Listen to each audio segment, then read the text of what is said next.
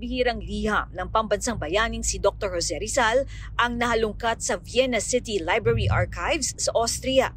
May petsang June 1887 ang 5 pahinang liham ni Rizal para sa Austrian journalist na si Johannes Nordmann.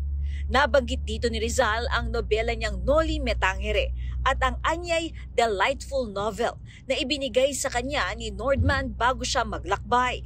Nadiskubre ang liham noong September 2023 ng Vice President ng Austro-Philippine Society habang nagsasagawa ng research.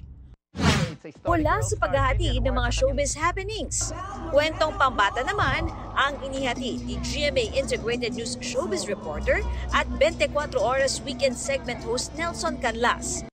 Ang kanyang children's book na si Migoy, ang Batang Tausog, halaw sa buhay ng kanyang partner na si Chef Miggy Cabel Moreno na isang tausog na ipinanganak sa Holosulu.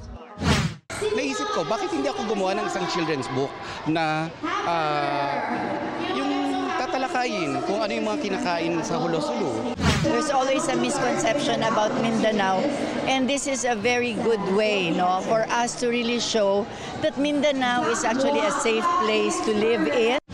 Para sa GMA Integrated News, Katrina Son, Nakatutok, 24 Oras.